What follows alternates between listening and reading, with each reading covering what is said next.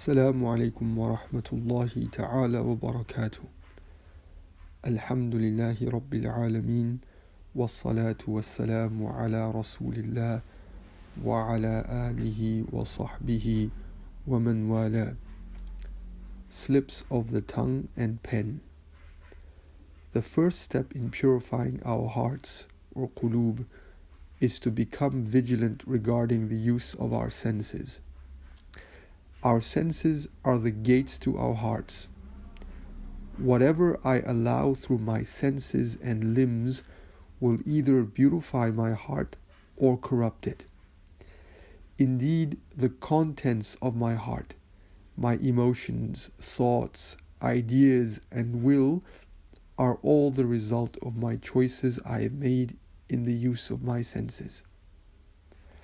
Our saintly scholars have specified 7 important portals to the heart: the eyes, ears, tongue, hands, feet, stomach, and sexual organs. The divinely revealed texts mention them all, but specific mention is given to the tongue. In one tradition, the Messenger ﷺ stated that if we guarantee him the purity of our tongue and private organs, he will guarantee us paradise. The tongue has been singled out for mention because it is prolific in disobedience to the divine. The tongue is responsible for lying, backbiting, slander, verbal abuse, vain speech, exaggeration, hypocrisy, false praise, and the list goes on and on.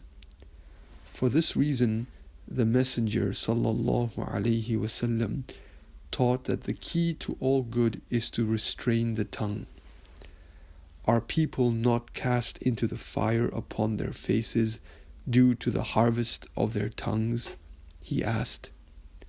The word harvest could not be more appropriate.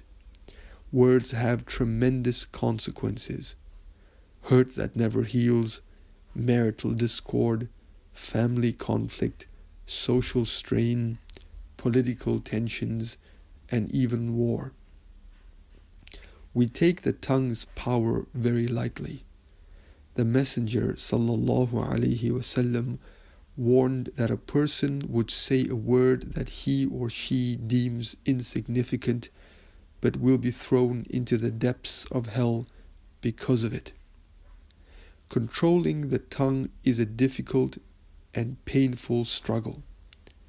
The intent of controlling the tongue is to learn how to speak in balance, to speak only what is beneficial and beloved to the divine. The Messenger ﷺ taught that one who believes in Allah should speak that which is good or remain silent. We live in a global society that emphasizes talking. We are taught to speak, express, promote our views, broadcast ourselves. We have innovated different media to encourage us to give free rein to our tongues. With an audience at the touch of our fingertips, we are encouraged to share the personal, day-to-day minutiae of our lives with strangers. And to maintain our captive audience, we need to ensure that our tongues and pens keep generating interesting, engaging, risque, and even scandalous material. The Muslim activist is busy speaking, writing, communicating, commenting, critiquing, dialoguing, and discussing. There is often little time for quietude and sincere evaluation of the quality and quantity of our words. Ultimately, every word of ours is recorded, and every word is an evidence.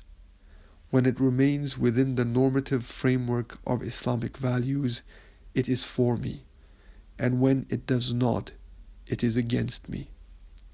Knowing this, I must undertake a struggle or a mujahada to watch what I say, not talking unnecessarily, not talking when my lower self or nafs demands to talk, treasuring my moments of silence, and making time for remembrance of Allah and reflection. I should never forget that the beloved sallallahu alaihi wasallam was the busiest man in history. He accomplished what no man or woman has ever accomplished and what none will ever accomplish. Yet, he sallallahu alaihi wasallam was described as having extended moments of silence. Assalamu alaikum wa rahmatullahi wa barakatuh.